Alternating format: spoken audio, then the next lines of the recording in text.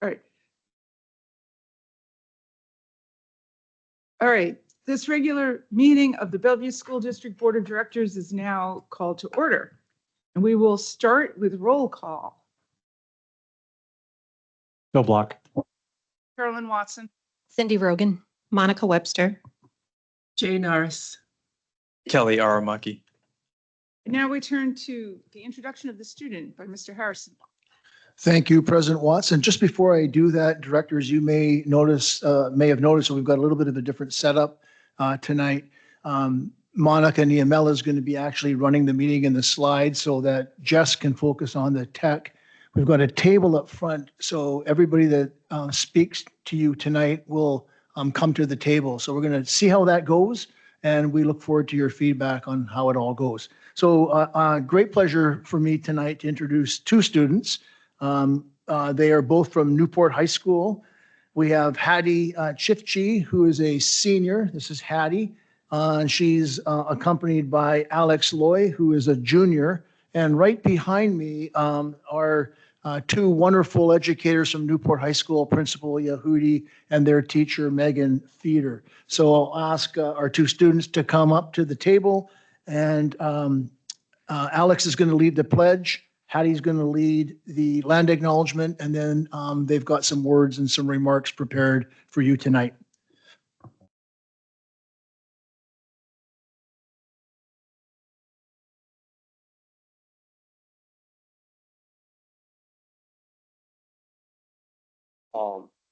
I pledge allegiance to the flag of the United States of America and to the republic for which it stands, one nation, under God, indivisible, with liberty and justice for all.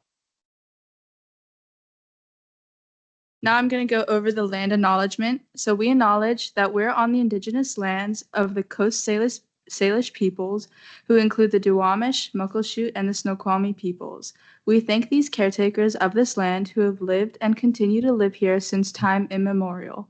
We reflect on the historic context that brings us to reside on this land and accept responsibility to interrupt erasure. We're committed to our ongoing partnership with the Snoqualmie tribe as we listen to, learn from, and lead with their guidance.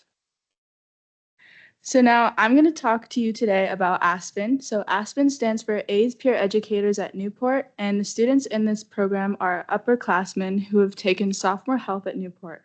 And it's a program that's been around for 31 years. So as ASPEN educators, we focus on using positive peer pressure to educate our peers about topics that are often stigmatized, such as STDs and sex ed. And our lessons on the STD lessons meet state requirements, by the way. We also provide resources for students, whether that's information regarding sexual health, like going to the teen clinic, or contact information about mental health resources. And our goal is to make school a safe place. So I already mentioned our lessons on STDs, but we teach many other lessons. So this includes a lesson on stigma and using proper and respectful language. We also teach the district-wide health lesson, sophomore health lesson on proper condom use. And additionally, we teach juniors and seniors a lesson that relates to what they're learning in their social studies classes. Another great thing about ASPEN is that it's offered as a class for college and the high school credit at UW. And the specific class is Intro to Global Health, which is a writing credit class. And we use the college level skills in this class to learn about global health issues and healthcare inaccessibility and how we can act upon them. As ASPEN educators, we hope to reduce health and educational barriers in our community by teaching lessons and educating our peers. Yeah, so currently most of the sophomores are enrolled in in-person health classes that the Bellevue School District offers. But some students opt to take health classes online or through WANIC. So some of the issues of that is that some of the students who take these online classes aren't exposed to what Hadi was saying about the lessons from us peer educators about topics like stigma and sexual education. So also another one of the issues is that for these in-person classes that sophomores take include parental support and also communication from both parents and teens and teachers. So that is also something that isn't present in these online or WANET classes. Yeah. Thank you. Thank you. Thank you. Okay, next we have the acknowledgements. So I'm going to just go over these. This is Disability Awareness Month and National Disability Employment Awareness Month. It's also Learning Disabilities Awareness Month, National Principals Month, Dyslexia Awareness Month, Filipino American History Month. The 21st to the 25th is National School Bus Safety Week. The 23rd to the 25th is Shemini Atzeret. I'm sorry. And then the 24th to 25th is Simchat Torah, and the 31st is Halloween. Okay. Next, we're going to have approval of the agenda. And since we already discussed on Monday that we may need some more time in board discussion to talk over one of the policies, and there's only 2 public commenters registered, I'm going to ask that, or maybe I'll just go ahead and move that we add 15 minutes to board business, which would mean that item number 5, board reports, would start at 5, item 6, board business, would start at 5:30, and item 6, director discussion, would start at 6:15. Would anybody like to second that? Second. Okay, all those in favor of those changes, please say aye. Aye. Aye. Aye. Hearing no opposed, that passes, and that will be our new approved agenda. And now we're going to go on to reviewing the consent agenda. So I'd like to make a motion. yes, Director Block. So I noticed an error in one of the student approval of student travel items. And I'd like to request that that item be withdrawn from this current consent agenda. Additionally, I believe that it's a little confusing to not understand where the funding source is for some of the student travel items. So if that can be more clearly delineated, which things are BSD responsibilities versus student or family responsibilities on those trips in future requests. The item I'd like to remove is the Bellevue Lacrosse. I believe that the error might understate the amount they're requesting by about 10 times. That it shows 1/10 of what they were actually asking for. I have a question for staff. Though. Yeah, I just wonder if he would be moving to remove 2.4, the whole student travel, or can you actually remove just one line item? Because before we've always removed like all of 2.4.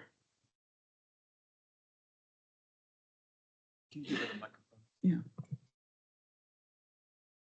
Director Block, if I'm understanding correctly, you are not just requesting that the item be removed from the consent agenda, you're requesting that it be removed from consideration tonight in its entirety? Yes, so that they have the opportunity to correct the information. Okay, first step, move to have it removed from the consent agenda, then that needs to be seconded and approved. The entire student travel. I And then- moved to remove the student travel from the consent agenda. This is like a point of information. So what I would recommend happen is that this motion be seconded and approved, and then Director Block can move to postpone the consideration of the lacrosse matter to a future board meeting, and then the board would separately vote on the item as it relates to all other travel. So it's a couple step process given how the consent agenda works under Robert's Rules of Order. So first, there'd need to be a motion to remove it from the consent agenda, which has been made. That would need to be seconded and approved. And then you could have a discussion about it in board business. And at that point, decide if you're going to approve it as is or move to have a portion of it removed, meaning the trip at hand. All right, let's go. Second. So we've got the motion. Second. Okay, great. All in favor? Well, I guess there's an opportunity for discussion. Yes, thank you. I just wonder if this is going to impact any of the other students' travel. I just want to make sure. We're going to loop back around to it in board business, Okay. and that will give you the opportunity to approve everything else that's on that item except for this, Perfect. and to consider if you want to go ahead and approve this despite the concern that Director Block identified. Got it. Thank you.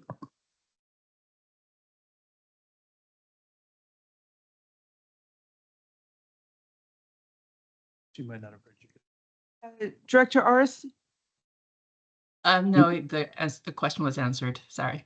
thank you. All right, all in favor, please say aye. Aye.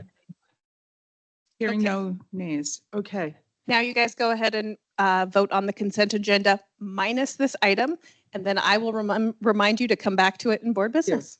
All right, let's have a motion to approve the. I move to approve the consent agenda with the exception of the student travel, which we removed. Okay. Second. Okay, discussion? All in favor? Aye. Aye. So no nays, so we're good. Okay. We done with the motions around that for now? Okay, so next item is superintendent update. Great. I have a few updates, and then we have some visitors here who are going to kind of join me for superintendent comments. Let's go to the first slide. First, I just want to acknowledge National Disability Awareness Month, Dyslexia Awareness Month. It's also National Learning Disability Awareness Month. A few things I just wanted to mention about it. There's a lot going on in the Bellevue School District around elevating our students with disabilities. The first one is our new strategic plan centers inclusion and accessibility and that value in our school district. And we are starting this year by creating a design team who are working to build in more human-centered systems in the IEP and 504 process. And so we're pulling together a team of stakeholders from students to staff and families to do that work together. We're excited because Woodridge Elementary is launching American Sign Language being learned and taught by their fifth grade student leaders, which is really exciting. We're hoping to expand American Sign Language across multiple schools. We also have launched our first Assistive Technology Innovation Lab classroom. And so we have a classroom set up in the Welcome Center, which is right next to the building that I'm in, where teachers and families and students can come in and see all of the most cutting edge technology in providing accessibility for students with disabilities. And so it's set up just like a classroom. People can come in, everything is scannable. So if you like the keyboard that you see, or you like the squishy toys that they have, for students, you can scan it, you can order it off of Amazon, or you can scan another QR code if you just want to learn more. And so we have one of the most incredible assistive technology teams in Bellevue, and their goal is to provide teaching to educators on how to use these tools in special education settings, but also in the gen ed setting. The other thing that we're doing in building out the Welcome Center here in Bellevue is we have a student, Leo, from the Transitions program, who is helping to co-design the Welcome Center to be accessible for students with physical disabilities. And so we're excited about that. And then you can see the flyer here. Some of the work that we're doing around dyslexia is really inspiring, and a lot of it is led by our parents. And so Christy Swessinger and others are working with families over at Newport Heights to do this Dyslexia Awareness Night. But we are hoping that Bellevue can be a leader in supporting students who have dyslexia or learning disability needs in the area of reading. Next slide. Just a couple of celebrations I want to share. This one is the celebration of the diversity of the Spanish language. We have an unbelievable diversity here in Bellevue in general, but amongst our Spanish-speaking families, there is such incredible diversity. And many people know that the Spanish that is spoken from Argentina to Spain to Mexico to Peru, there's some similarities and there's a lot of differences, but I think the goal of this evening, which was attended by hundreds of students and families in Bellevue, was to celebrate everybody's Spanish. And so it was an incredible night. Kids wore a lot of traditional clothing. There was food from all over the world there, and it was just a great celebration at Highland Middle School. Next slide. Indigenous Peoples Day was this past Monday, and Bellevue School District partners with Lake Washington and with North Shore to support our Native American students. And we have some incredible kids here and families. Braylon is a student who has been on our strategic planning team. And we had a great celebration over at Lake Washington High School. And so I'm thankful for our district partners in elevating and supporting our Native American students. Next slide. Tonight, after the school board meeting, after the regular school board meeting, we have a study session with the board around enrollment. And so for those of you, especially if you're watching online, you can stay tuned in and listen to some enrollment updates here in the Bellevue School District. We're going to be talking about our enrollment. We're going to talk about kind of the trends in the Puget Sound region. PSESD is the Puget Sound Education Service District. We're going to talk about the impact of out-of-district students on our enrollment, look at some enrollment demographics, and then we're going to end by talking about some class size trends here in Bellevue. But for those of you who can't stay on past this board meeting, I do want to share just a couple of kind of key points that we're going to be talking about tonight. So next slide. These are 6 things that are kind of the big key points around enrollment. The first one is enrollment has grown the last 2 years, bucking the previous 3-year trend of enrollment declines. And this is being driven in particular by the enrollment of out-of-district students. Number 2, out-of-district enrollment as a percent of total enrollment has grown from 3.3% in 2021 to 6.9% this year. So more than double the percentage of students who are from out-of-district in our district right now. Number 3, out-of-district enrollment as a percent of total enrollment is greatest at our middle schools and high schools with 7.1% and 7.0% respectively. And that's pretty incredible because that wasn't a trend earlier. And so we have a lot of students that are coming in from out-of-district to our middle schools, which is a great celebration of the middle school programming. 4, elementary enrollment is stabilizing, which will stabilize middle school enrollment in coming years. So we're very excited about that. We're going to talk a little bit about the impact of consolidation tonight.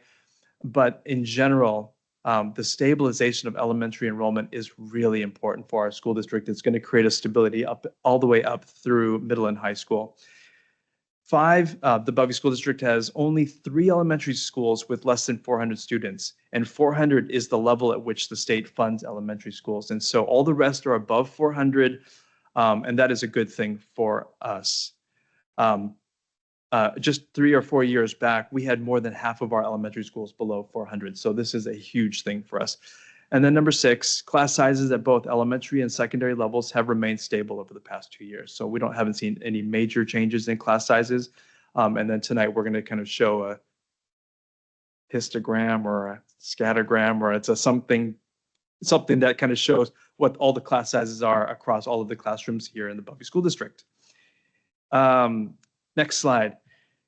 So now I'm excited to introduce Juliet Buter, the executive director. Is she here tonight? Oh, there she is. The Bellevue Schools Foundation is one of our most important partners in doing the work of supporting our students in the Bellevue School District. And so I know that they have an announcement that they want to make tonight, but while they're coming up to the front, I just want to say that they have done so much to promote innovation in our school district, and we are so thankful for them. And in particular, this year, the Bellevue Schools Foundation is donating $10,000 for me to bring together superintendents from all over the state to talk about the underfunding of public education. And so they've kind of are partnering with me and advocating at the state level for adequate funding for schools. And so that work is really critical. In the next couple of months, we're going to be talking about funding. But I just want our community to know that their investment in the Bellevue Schools Foundation is an incredible investment in supporting all students here in Bellevue. So with that, I'd love to invite folks from the Bellevue Schools Foundation up.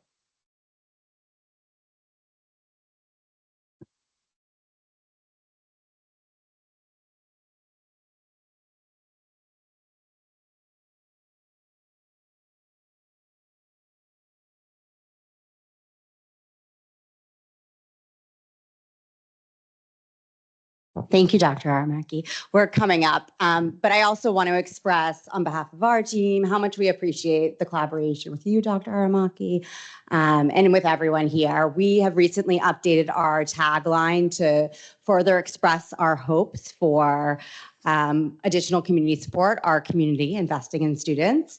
And with the almost 1,000 donors we had over the past year, we are offering the district almost $1 million, so $936,000 for incredible programs that are led by educators that are nationally renowned. And so we are so proud to offer this. Our hope is to continue to increase our donations, and we look forward to a robust partnership in the future.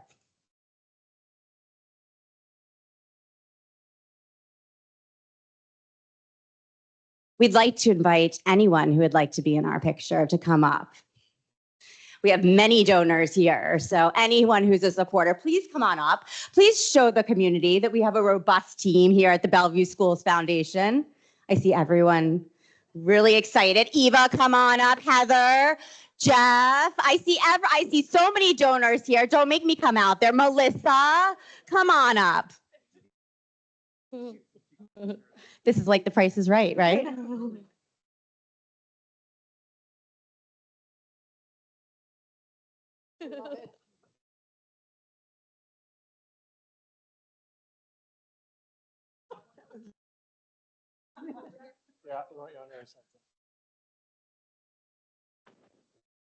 Shamari.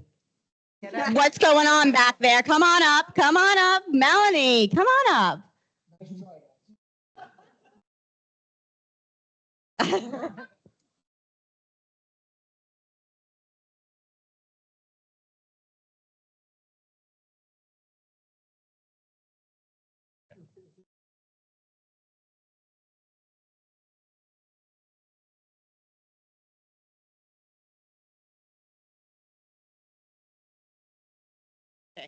Woohoo.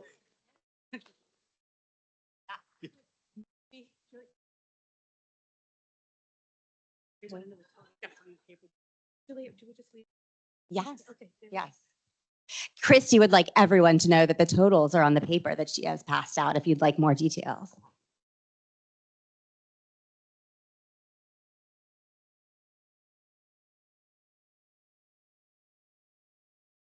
All right. Thank you so much to the Bellevue Schools Foundation. And then I have one last part of my superintendent comments. If you want to go to the next slide.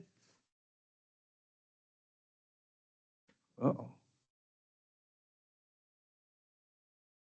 Okay, so National Principals Month is this week, and we have Dr. William Jackson is a director here in Bellevue, but last year he was the principal at Nathan Hale High School, and he is the secondary principal of the year for Washington State. And so he is in Washington, D.C. right now being recognized. And so he sends me pictures. I've asked him to send me pictures, but everything that he's seen, he's taking pictures and sending me. So there's a couple of pictures of him in D.C. right now. But I just want to read just part of the thing that's written about him in the announcement of him being Principal of the Year. And it says, Dr. Jackson has been a school leader for 7 years and leads with his strong belief that honoring the brilliance of his students by centering their voice in the curricular and school design is the justice-centered approach that leads to high engagement in learning and strong academic outcomes. He is highly respected in his school, district, and community. He received a record-breaking number of nominations, which included phrases like transformational leadership, connector of people, loved and admired, and deserves to be recognized with this great honor. His superintendent of the school district, Dr. Brent Jones, affirmed Jackson has a clear vision of how to systematically build climate for equity, justice, and academic outcomes, and that he leads with humbleness, intentionality, and steadfastness, resulting in bold outcomes. And so we are just so lucky to have Dr. Jackson here in the Bellevue School District. He gave up the opportunity to become the National Principal of the Year because he took this job, but he really wanted to be part of the Bellevue team, and we are thankful that he is here. So congratulations to Dr. Jackson. All right, and that's the end of my superintendent comments. Okay, great. Now it's time for public comments, and I'll call on Mr. Harrison to organize that. Thank you, President Watson. We have two public commenters this evening. We have a student, Andrew, online, and I would, before we go to the rules of engagement, I'll just remind both of our public speakers that when it's your turn, if you could please state your full name for the record. So Andrew is online and Amy is here in person. So if you want to go ahead and do your guidelines, President Watson, that would be great. So here's, you can see the complete guidelines up here on the screen, but I'll paraphrase them for now. We like to have comments that follow the same standard of civility that the board imposes on itself. So we ask you not to make comments that are libelous or slanderous, unwarranted invasion of privacy, obscene or indecent, that violate school district policy related to harassment, intimidation, bullying, discrimination, incite an unlawful act on school premises, or violate a lawful school regulation, or create a material and substantial disruption of the orderly operation of the board meeting. In addition, because of the limitations on time, we ask that you please limit your remarks to not more than 2 minutes. So with that, I'll say, let's go ahead. And we'll start with Andrew. Andrew, if you are ready to speak, if you could just do the raise hand function so Jess can enable you.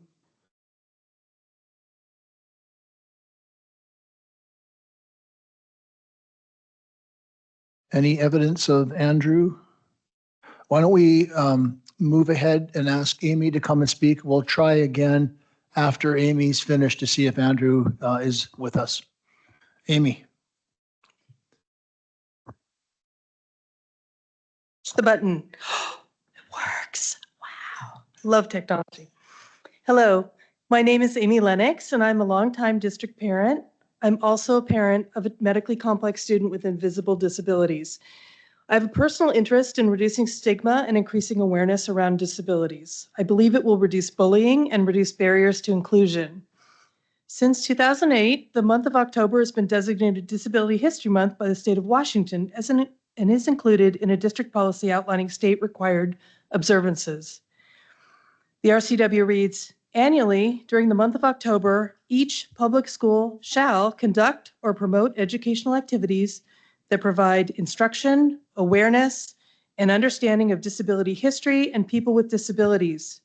The activities may include, but not be limited to, school assemblies or guest speaker presentations.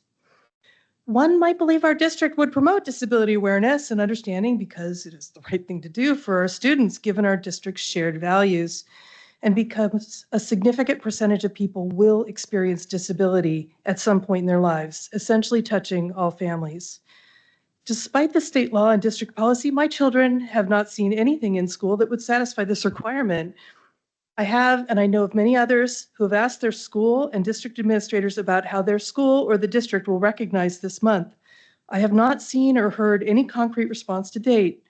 I suggest that school board directors ask at every school visit what activities the school does in October for Disabilities History Month. I request the school board learn how the district ensures that district policies outlining legal requirements are followed. Where is the accountability? I see none. If the district truly believes that marginalized students are worthy of an education and inclusion in our community, opportunities to build awareness and reduce stigma around disabilities should not be limited to October. Disabilities are 24/7 for the many students who live with them. Thank you. Thank you. Thank you, Amy. And let's try again, just to see if Andrew is with us. Andrew, if you're with us, if you could please raise your hand.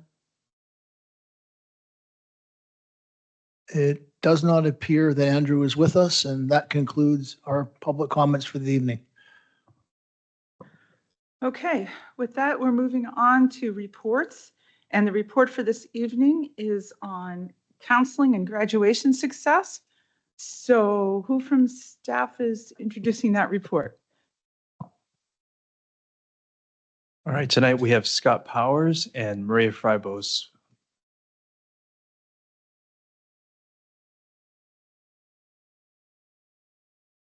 Well, thank you and good evening. Again, Scott Powers, Executive Director of Teaching and Learning. I'm here really just to introduce Maria Frybos, who's going to give us a little presentation on academic counseling and graduation success. Thank you. It's really nice to be here. So we can go ahead and go to the next slide. I want to share some celebrations with you around graduation. Bellevue School District continues to have a very strong graduation rate. And there's a little bit of lag time in the reporting, but for the class of 2023, we have a 93% graduation rate in 4 years. And with the class of 2023, they're also able to update the class of 2021's extended graduation rate, the 6-year graduation rate. So that is now 97% for the class of 2021. And we have roughly 75% of our last 2 graduating classes qualifying for guaranteed admissions programs through WAGAP. That means that they've met all college academic distribution requirements necessary for admission and have maintained a 3.0 GPA. So 75% is a really large number, and they always double check my file because it's so big, they are sure that I've made a mistake. And our participation in advanced placement courses and testing is still very strong. It actually has grown by 10% in the past year. And with the growth of amount of tests taken and students participating, our pass rate has actually also grown by 12%, which is, those two things don't always match. So that's truly a celebration. Next slide.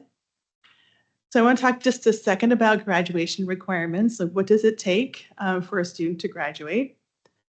So the first thing that we all kind of think of and we know is the 24 credits. So does 24 credits in those areas listed are required to graduate? We are really fortunate in the Bellevue School District with the 7-period day. Students actually can earn at least 28 credits just in the 4 years of high school. Not to mention high school credits earned in middle school. So there's a lot of opportunities for students to earn the requisite credits. And additional requirements, non-credit requirements, are Washington State or Pacific Northwest history, a high school and beyond plan, and then something called a graduation pathway, which I'll talk more about, but it's basically how students meet a math and English language arts assessment requirement. And then we have a couple of Bellevue School District specific local requirements, like a 2.0 cumulative GPA, 40 hours community service, and then we have an additional 0.5 social studies credit above the state requirement. Next slide. So what I want to talk about first is the things that we do that kind of work for all of our students universally, getting them across that finish line. So one of those things is graduation pathways. You're probably familiar with Smarter Balanced, and for a long time to graduate from high school, you had to pass the Smarter Balanced assessment in English language arts and math. If you didn't pass it, there were alternate routes that you could kind of appeal to actually have met that requirement. In 2019, the state actually removed that rule-specific link and actually made a graduation pathways instead, so that students can actually meet that a variety of ways. Districts actually decide which pathways they're going to offer, and they fall in 3 categories: military, career, and technical education, and post-secondary education. So out of the 8 pathways, Bellevue School District offers 6 of them so far. And I think that that's been a really big factor in our strong graduation rate, is that there's a lot of ways for students to meet the pathways. In the post-secondary education pathway, I highlighted state assessments, that is the Smarter Balanced exam. Students take that in 10th grade, and that is where a lot of our students actually meet the pathway for the requirement for the first time. In our current graduating class, roughly 60% of them have shown that they met it through the state test. And then we also have SAT or ACT exam scores is another way. We give the SAT school day. Students have 2 opportunities to take it at no charge to the student during the school day. So that's another way students can meet their pathway. Next slide. Also in post-secondary education, we have quite a number of what's called dual credit courses. So courses that can earn high school and college credit. And if they earn the high school and college credit in English and math, that actually meets a pathway. So dual credit courses include those courses that are college and the high school. So courses that can gain college credit, but they're taught here in the district, Running Start. And then there's also career and technical education and dual credits. And I think this is another one of those pathways that's actually been very accessible for students. Our regular senior English class is actually college and the high school English 101. So just doing our normal pathway meets that requirement for English. So I think this is something that started probably 5-6 years ago as the legislature was considering this. And I think that forethought made a really huge difference for us. And then we also have the advanced placement or IB pathway where students can pass a course or an exam in English, language, arts, and math to meet the pathway. Okay, next slide.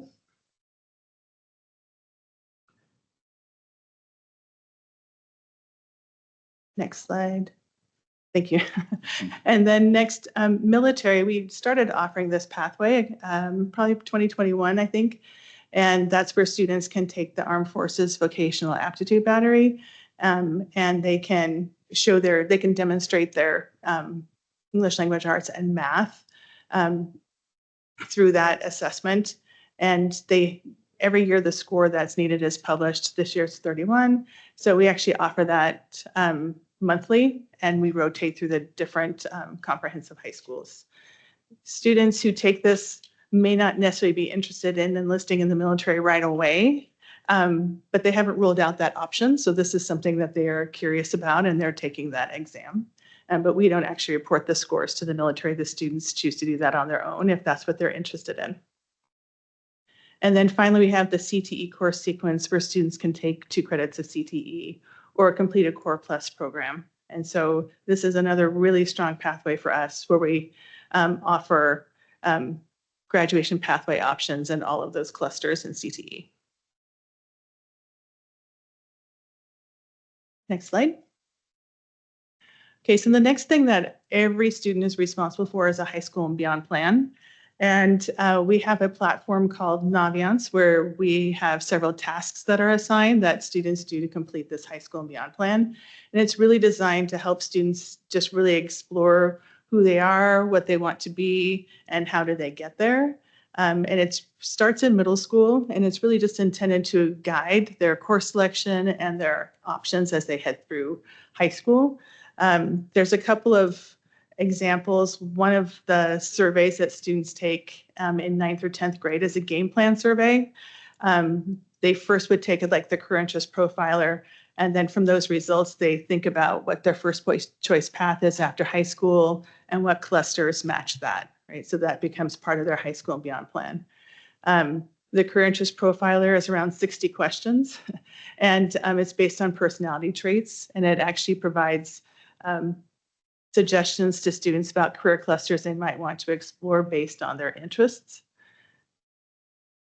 I took it a little while ago. It all said management. There is nothing more creative than that. So next slide. So continuous supports for all students. We have school counselor support. One of the things that school counselors do is they meet one-on-one with all of the students on their caseload at least once a year. For seniors, that's typically in the fall because there's a lot of applications and deadlines and things to do regardless of what your path after high school is.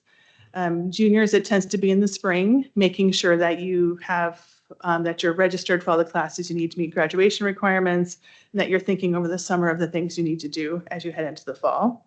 And then it varies for freshmen and sophomores. It's usually in the winter, and freshmen in the fall to meet their counselor. And in middle school, it really varies. The topics each are really kind of specific to each grade level, but it's at least going to be a review of the 4-year course plan and post-secondary plans. Counselors also head into the classroom and teach classroom lessons that are aligned with the American School Counselor Association, Student Behaviors and Mindsets, and SEL standards, State Social Emotional Learning Standards.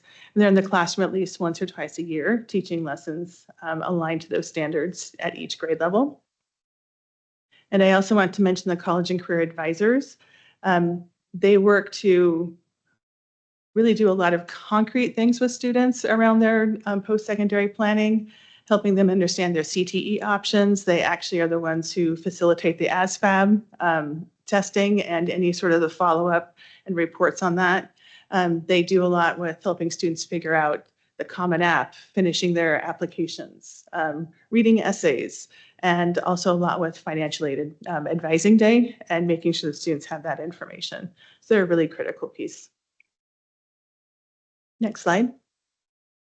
Okay, so that was things for everyone. Now we're looking at for students who need a little additional support to kind of get across that finish line. Schools do their own supports based on the needs of their students. So it varies, but things you'll see are like a Wednesday workshop with a grad success coach, who I'll talk about in a second, but they might be working with students and facilitating peer tutors and helping students with their homework or projects or things like that. They might have an academic seminar class where students have time during the day for credit recovery. And like I said, peer tutoring, just several other things that might go into an AVID class and do additional college application or high school and beyond plan lessons, but really just kind of looking at what their particular school needs. We also have graduation success coaches at each of the 4 comprehensive high schools, and they work with groups of students identified, again, unique to their school, but it might be 9th graders working from 8th to 9th transition, or 11th and 12th graders working on meeting graduation requirements. And world language is actually a graduation requirement, and it is actually a requirement for college entrance in a lot of places. So there is an opportunity for students to earn those world language credits through world language competency credit testing. We have a lot of students who actually do that. They can earn up to 4 credits, and I think that's a great way to acknowledge what students are bringing to the table and get credits for that. We also have some unique programming for students with limited or interrupted formal education. Some of our students who are coming to us in Bellevue have had a long journey to get here, and they have not gone to school steadily. And so they do need additional support to meet high school graduation requirements and to kind of go on to what their next step is. So we have this is relatively new within the past couple of years, but there's some centralized supports at some of the schools with the highest need, kind of welcoming and intake procedures, additional mental health and student wellness supports, community resources, and that type of thing. And then we also have some district re-engagement programs such as Rise and Summit that have flexible schedules that help students kind of re-engage in high school and finish high school requirements and move on to their next steps. Next slide. So moving forward, some of our kind of immediate goals are to continue to build up our support for students with limited or interrupted formal education. One of the things we know is that a lot of students really do need flexible schedules during the day. Working full-time is not an option. So for students where it's age appropriate, we're looking at having some flexible kind of part-time attendance, part of the week, part of the day. That's still under development. And we're looking to kind of connect that to Rise and Summit, like I said, the programs we already have. We do offer 6 of the 8 graduation pathways, but there is a recently developed or passed option called a performance-based pathway, sort of like what you might think of like a senior project or something like that. And there's been a lot of interest in that. It's the information coming out, it was simply not a simple thing to put into place, but we're definitely interested in looking at it and seeing what that can do for our students. And then also we'll be looking at how we can encourage and support students, our marginalized students, all students in advanced coursework, making sure that they see themselves in the courses, there's options that are valuable for them and that they're supported and encouraged to be a part of the courses. And I think that's all we have for tonight. I love this picture of the caps up in the air. Yeah. Fun part of graduation. Great, thank you. Thanks. So now it's time for some discussion around this. And I would like to start the discussion by asking Director Aris to go first. Okay, thanks. thank you for the report. That was nice and thorough. There's a couple of really wonderful celebrations in the beginning with the wall gap, 75%. I think I missed her, or if you said it, I didn't hear it. What that number is for the 75% of those who applied, receive that automatic entry. Would love to hear that number, but that's great that you got such a large number. I love the fact that we have so many students that are passing our AP exam. I think it was 838 more than the previous year. That's fantastic. I do have one question around that. I see in the data that you provided the board, the percentage for our Hispanic Latino category has decreased. And I'm curious to know, is it decreased because we're missing an opportunity to support them better, or is it because of our number of our students in that category has increased, especially around, I think at the end you talked about influx of students whose education has been interrupted, or and if that has any impact on that. So is it because increasing the number, so the percentage is decreasing, or is it performance overall decreasing? I'd love to get a clarity on that.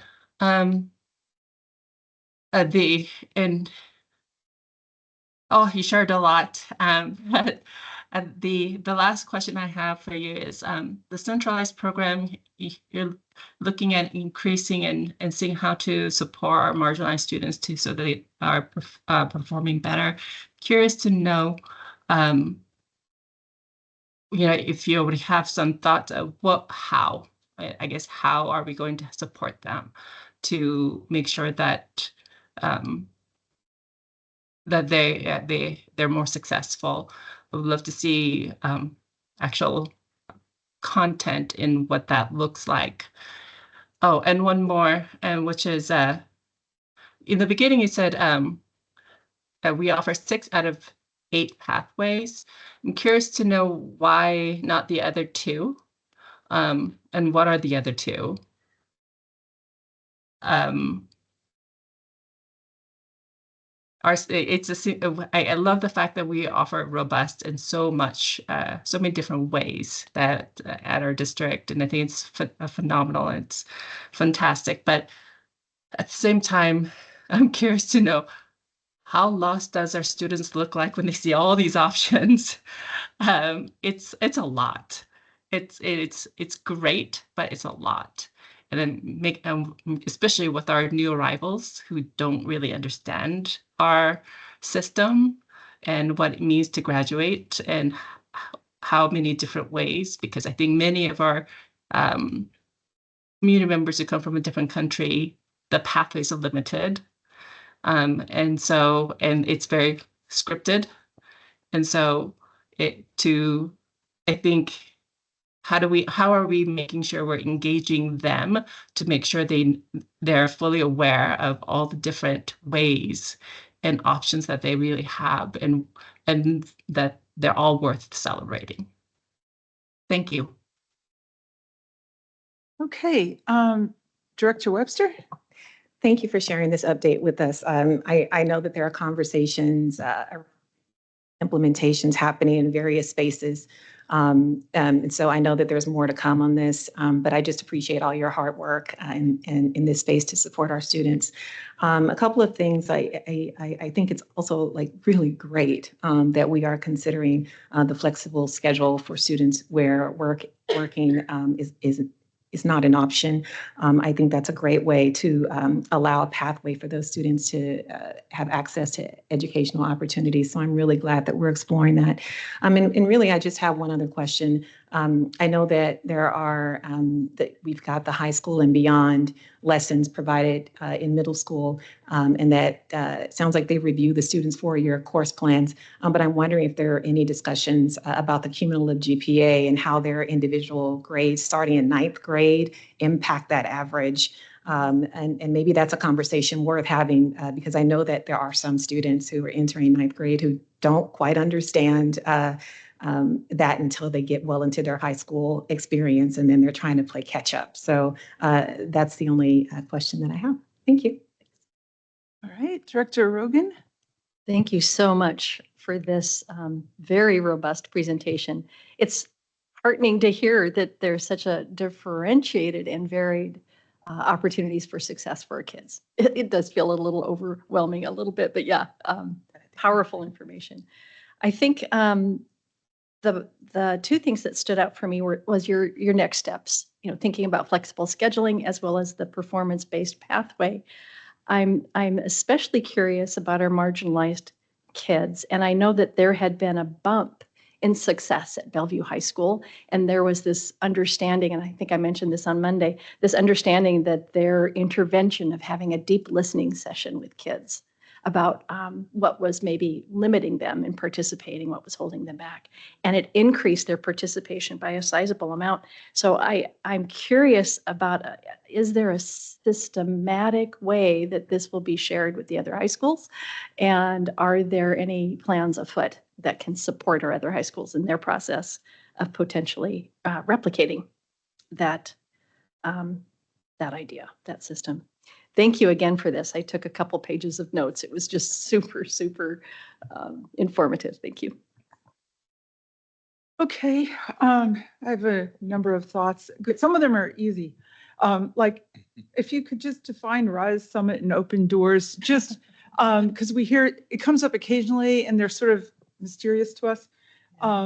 And then I think one of the other board members said, which of the two we're not doing? And you said of the two options, and you said performance if it's a student project, senior project. Oh my goodness, I know what that looks like at IS, so I get it. What's the other one that we haven't even mentioned? I wonder what that one is.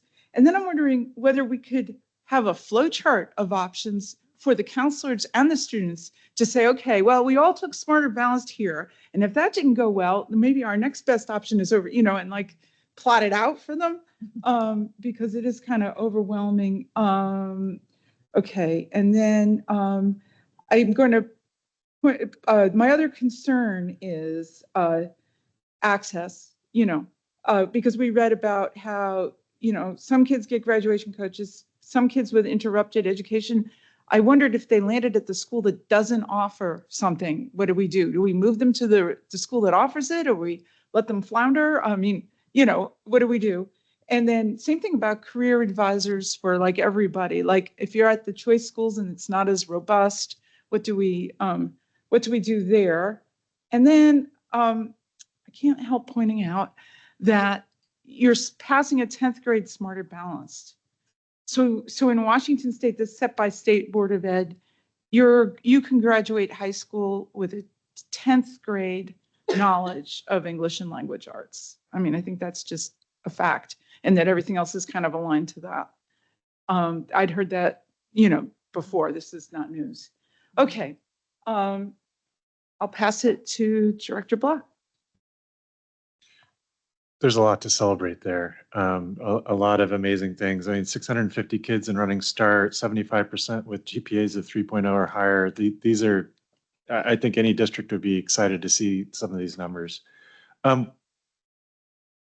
show my bias. I come from a family that's kind of academically oriented, valued going to college and grad school and getting medical degrees or whatever after that. I want to make sure we're celebrating each pathway.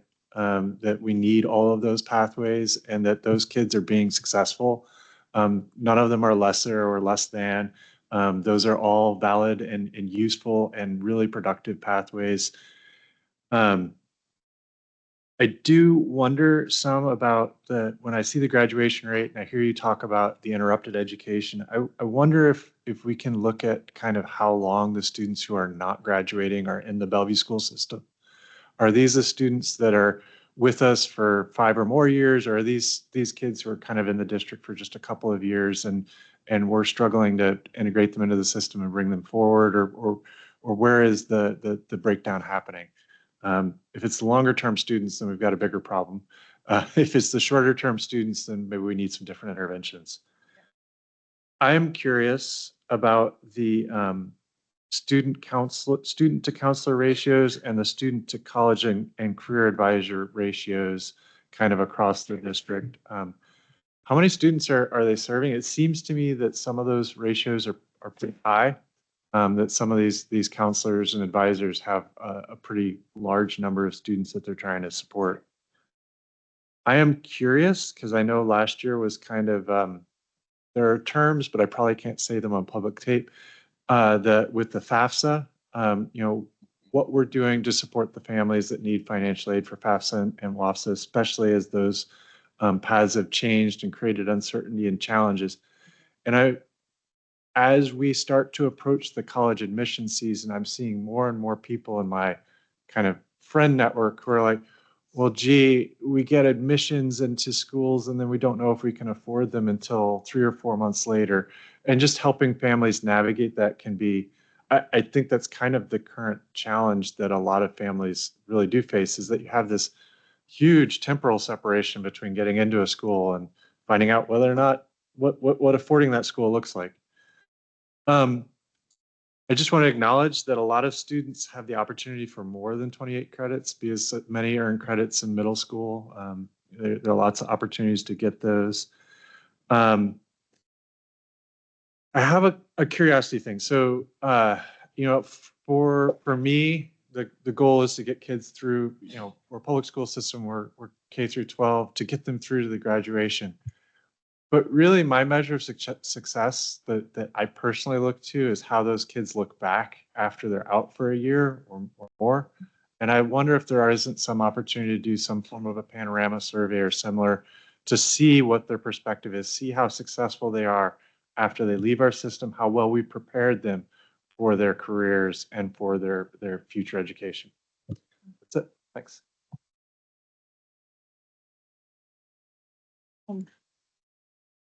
Microphone. Okay, I think that's all the directors have had a chance at a first go round. So would you like to respond? I know that we don't have much time, right? Because I think we were going to extend the board business time. Yeah. But I.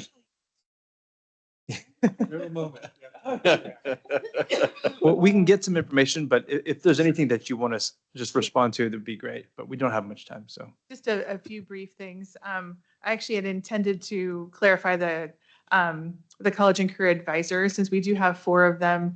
3 of them actually extend their services to one of the 3 choice schools, so International, Big Picture, and Discovery. And that was actually their idea, that's what they wanted to do. Yeah. And the other 2 pathways, graduation pathways, one is the performance-based pathway, which we're looking into.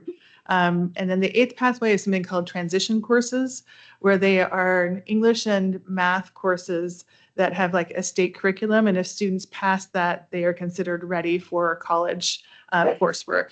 We have such a robust curriculum and college and the high school program that when we've looked at it, it didn't seem to be adding anything to what we have. A lot of districts don't have the robust college and the high school options that we do. So I think there are some who go that route if college and the high school doesn't really work very well for them. I'll just close by saying we're proud of the pathways. I mean, some districts only offer 3 or so, 2 or 3, and so we offer quite a few. And I agree with Director Block about celebrating each pathway. And the thing that we're focused on is we want the pathway to be student chosen. Yes. So it is determined by them. We want it to be free from implicit bias, which is a critical thing. We don't want to direct students, and then we want to maximize their options. And so kids meeting multiple pathways is what we really want to see. And so we do. We're excited about the work. We have a lot of work to do. We have a SLIFE presentation coming up in the near future. And so we do want to share the things that we're working on for our students that have limited or interrupted formal education, because there are specific things about supporting those kids that we're doing that I think will be good for you to know. Thank you. Thank you. So now we move on to board business. And we're going to start off with the first reading of new policy 1250. And I'll let, I guess, Mr. Harrison explain what's going on here. I would be happy to do that. Just for the record, if I may, I'd like to provide just a little bit of context and background to this policy.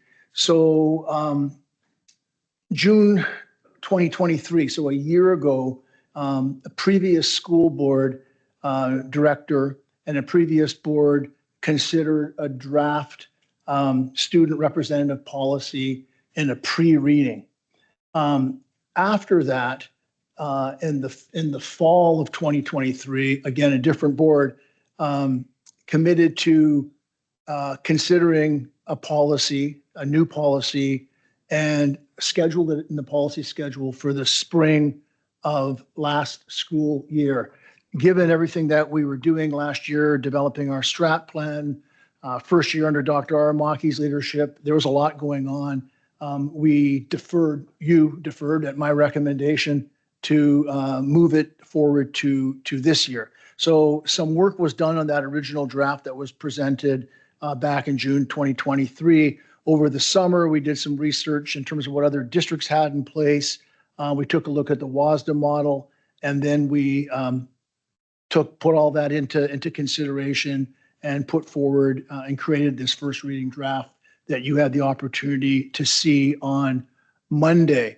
So what you have in front of you, you know my pattern. When something has been changed, you see it in yellow font. There is no yellow font. This is exactly what you saw on Monday, and that was by design. I think Dr. Aramaki suggested that we not make any changes because this is a new policy, a potential new policy. And so there it is in front of you, exactly as you saw it on Monday. And again, what I would simply say, just to summarize really quickly, there's a couple of different models, generally speaking, of student representative policies. One model is where a student or two, is sort of serves and sits with the board and the dais, and obviously doesn't have the responsibilities of board directors because they're not elected officials. But they kind of, it's a representative model. The other model is more of an advisory model. And what is being proposed is of that genre. It's more of an advisory model, with the idea being that at each meeting, a couple of student representatives would attend the meeting and represent the group. So I will stop there and love to hear what you have to say. Okay, so to lead off the discussion, I'm going to start with Director Webster. Thank you so much for drafting this policy, John. I think that you've done as much as you can in getting feedback and putting everything together for us, given the parameters by the previous board.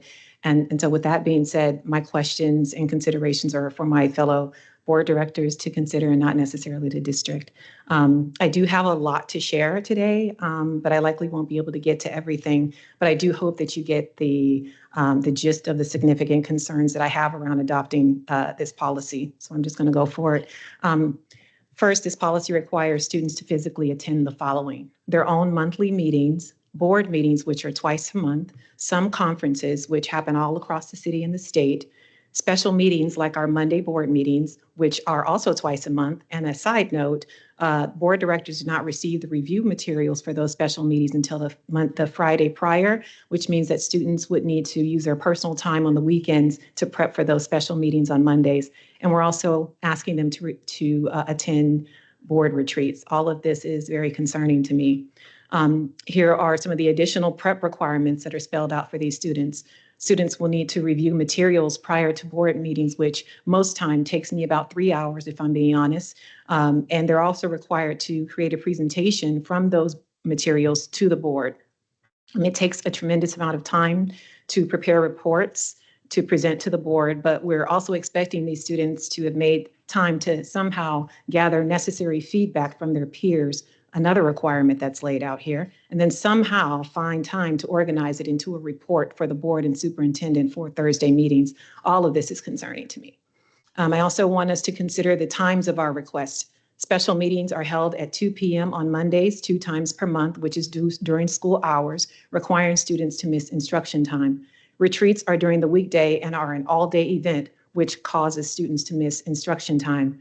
Conferences are all day most of the time and held all over the state, causing students to miss instruction time. Board meetings are 4:30, and although this is after school, doesn't allow students to play sports. Additionally, several of these require reliable transportation. Just a few short months ago in a board meeting, we asked for specific data and information so that we're able to explore truancy and absenteeism in our district. It looks to me like this further exacerbates that problem.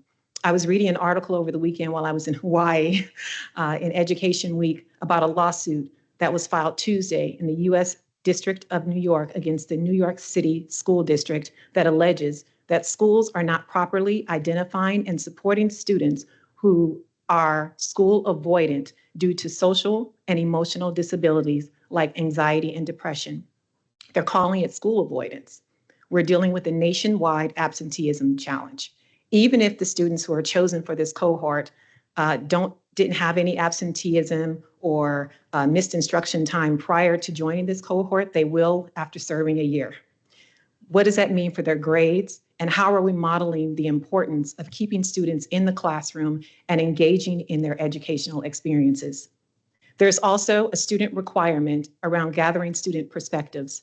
I think that asking students to collect perspectives on relatively non-controversial matters is okay, but I think that this role could potentially put our students in a compromising position on matters that are extremely sensitive or controversial and could create an unanticipated, unintentional negative consequence on their mental health, especially in a time where we know the access to mental health services are limited in our building spaces. I was at a conference last year and they talked about student representatives, and a student representative from a district I will not name came to me in tears and told me that she had no support from adults, including the board that she was representing, and that she was being followed to her car and harassed by her peers because of decisions that the board made. We had to call her mother because she literally had a panic attack at the conference. Now, in terms of the application process, what kinds of supports or considerations are there for students with disabilities, neurodivergent conditions, or who are nonverbal? How is this cohort diverse and equitable if there is no pathway to apply or participate other than the written process and all of the other aspects of this proposal? Some students may perceive these asks and reports and presentations to be restrictive and unattainable. In terms of the irregular attendance being grounds for a student to be removed, what are the exceptions to this clause? People get sick, families have emergencies, and remember, these are students. They have little control over aspects of time, especially as it pertains to a 1 to 2 year commitment, even if they desire to be there. We as adults have a challenge with committing to a 1 year contract sometimes. So how much are we putting on our students who should be focused on being a student with as little adulting prior to 18 and graduating as possible? We already hear how some of our students are just barely able to keep up and graduate. Is this policy helping them accomplish this? I think that there's a need for the following written into this policy if it's passed by the rest of the board. 1, a district staff member must monitor each student's academic performance to ensure that they are not falling behind in classes due to the time commitment and level of responsibility that this has on our students.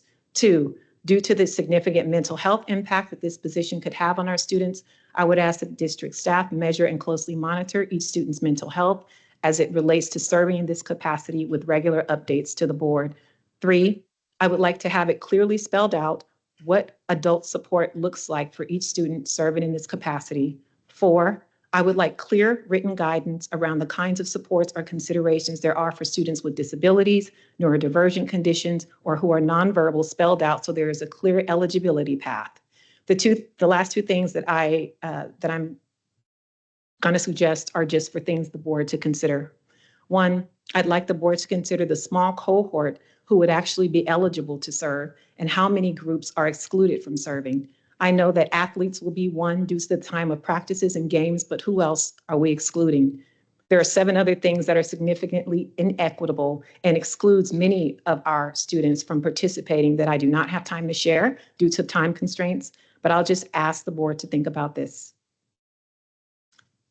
I know that it's a trendy policy and that other boards have adopted it, but if there's one thing that I know about our district is that we pride ourselves on innovation and have clearly set ourselves apart in many ways, which has been the foundation for most of our success.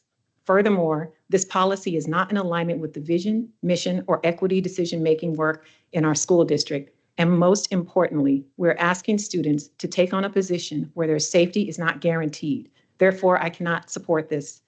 Besides the fact that other districts are doing it, if any one of my director colleagues can help me understand how this policy serves any of our students, well, I'm all ears. Thank you. Okay, Director Rogan. Thank you.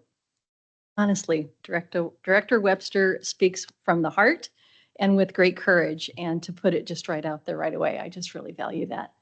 I'm glad it's a first reading. There's a lot to digest here. My initial thoughts were, what is the purpose again of our student voice, student representatives, or essentially student voice informing our decision making? If it is about hearing from our kids, is the focus more around that advisory committee than actual board participation directly? I wondered about the narrowing of student representation just because of the amount of representative roles and responsibilities that this outlines.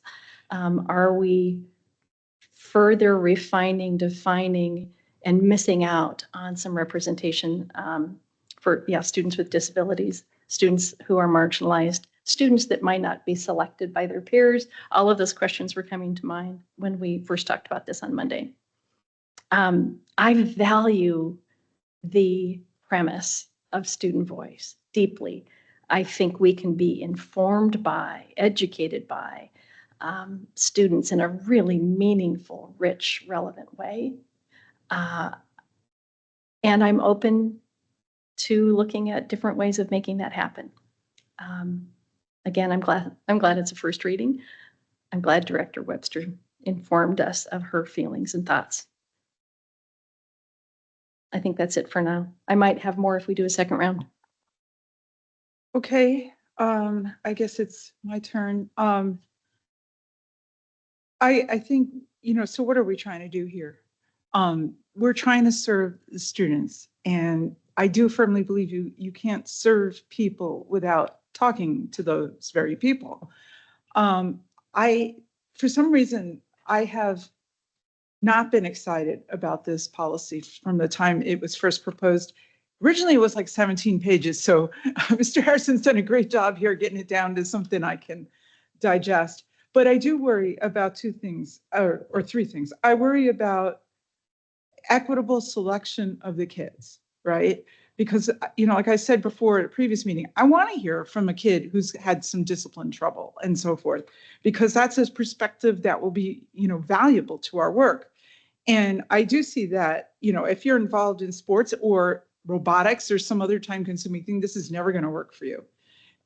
Transportation, it's only going to be people who can Zoom across town at the drop of a hat. And it's just so much time. And we have in this policy stipulated that students who apply and serve shall not receive any special privileges, extra credit, playing time, because they were selected to serve. And it seems to me like the amount of work involved is at least the amount of work of one of their 7 periods.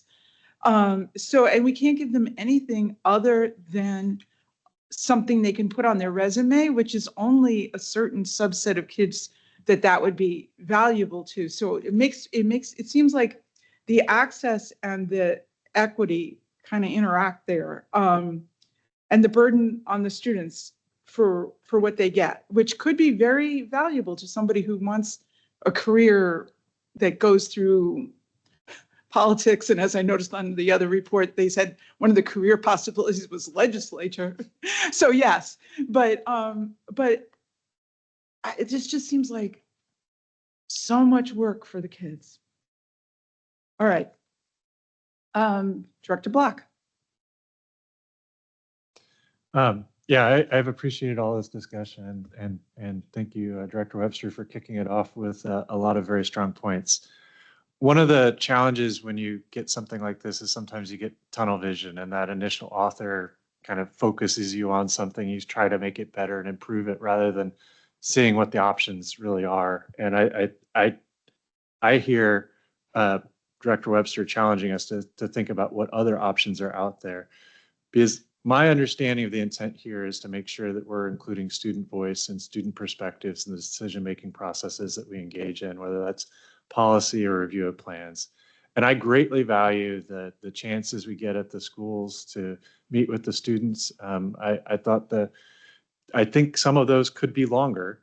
And that may be one of the things where we invest more of our time in hearing them at those individual schools. I also think that there are some examples in our practice where we've done a really great job of including student perspective and voice. I looked to the Sustainability Working Group last year and restarted just last night as one of the examples where students are taking leadership roles and actively participating. And in a lot of ways, those are the decision-making frameworks I want them in.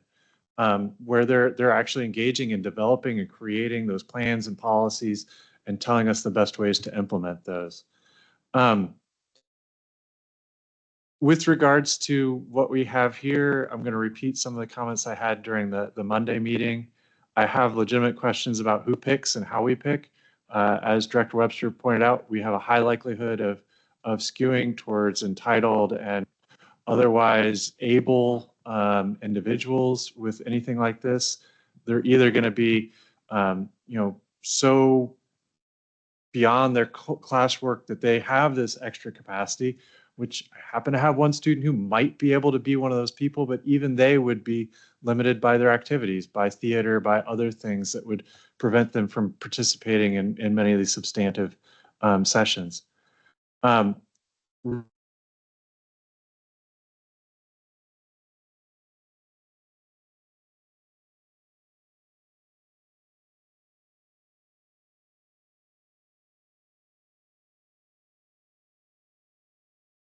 Student feedback that may be valuable.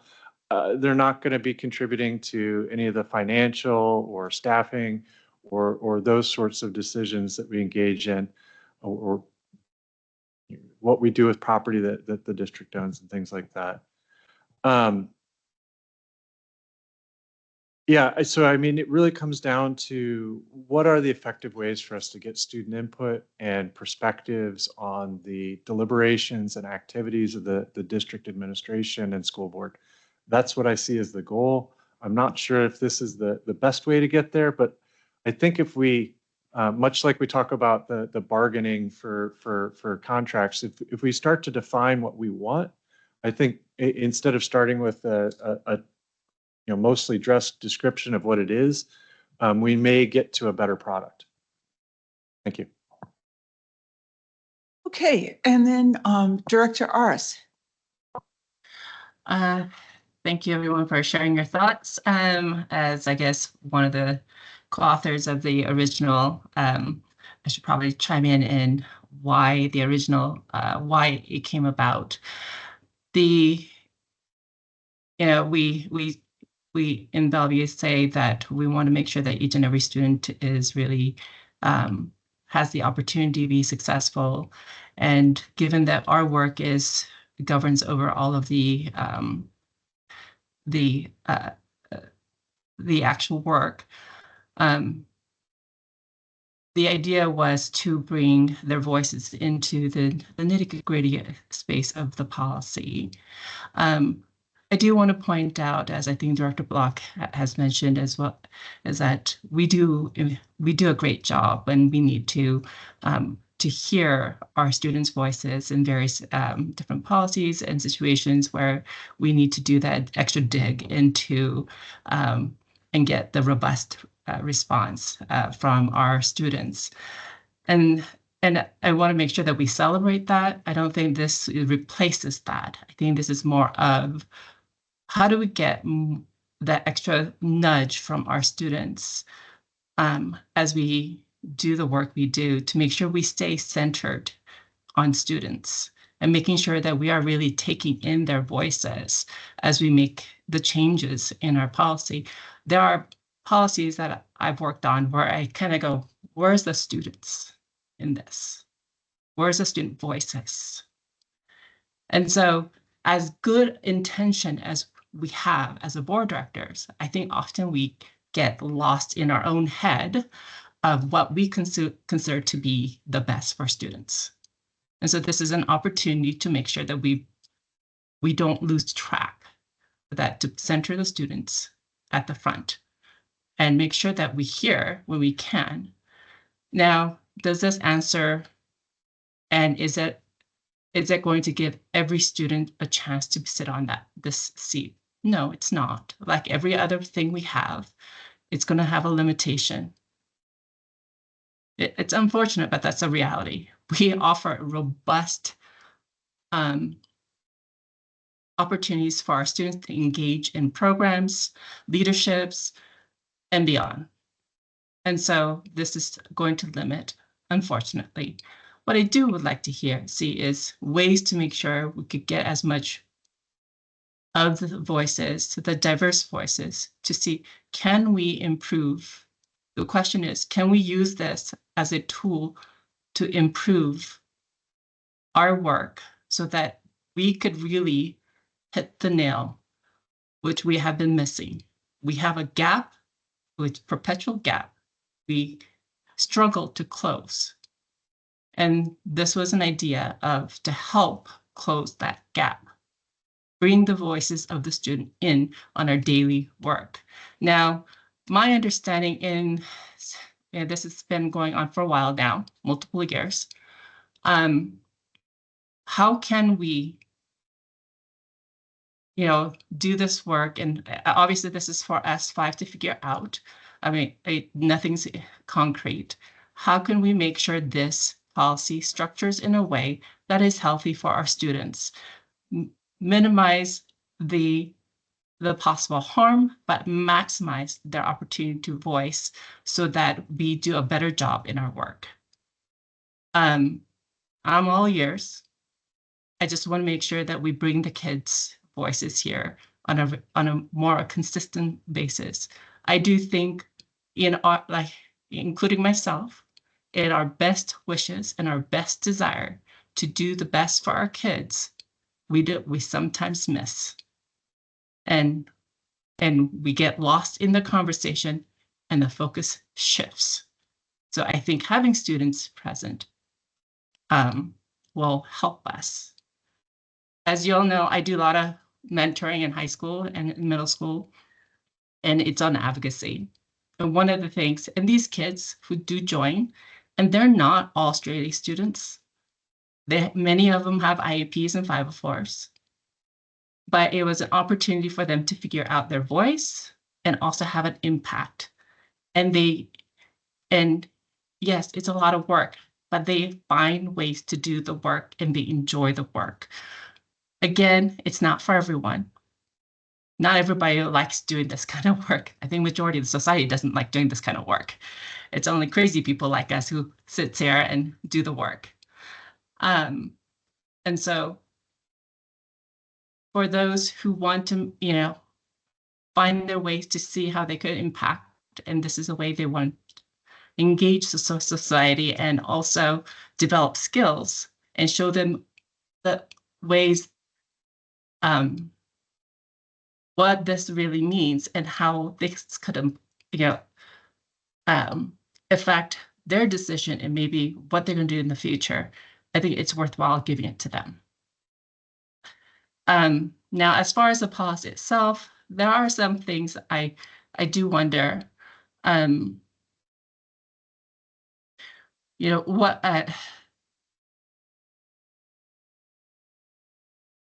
how do we measure success for our students who engage in this? Having exit interviews, making sure if this is going to be a living policy, how often are we going to look at it? And, how often are we going to revise it based upon the feedbacks from the students to make sure that we are constantly evolving it so that we are keeping it in line with what is considered healthy, and that we're not overworking their mental health and their well-being. And I think I'll stop there for now. Thanks. Okay, should we have another go round on this one? Let's see, we've got, well, we were going to take part of director discussion possibly. We have one more policy to talk about, or do we want to? Maybe bring it along. Yeah, or let's do one more go round on this. Let me start with Director Webster. Thank you, President Watson. So furthermore, I am wondering how the cohort of these student representatives is different than the already established and existing student advisory committee that we already have in place. I've met with that group a few times, and it's well organized, well attended. It's a diverse group of students who have already expressed an interest in uplifting the voices of other students and other students' perspectives. And I'm just wondering if we're able to leverage those existing voices and not reinvent the wheel.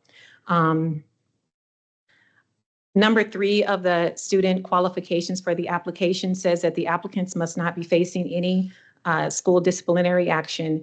And I'd like more clarification on what this means. Does it mean that they are restricted from applying if they are actively under investigation at the time of the application? What happens if they face disciplinary action during their tenure?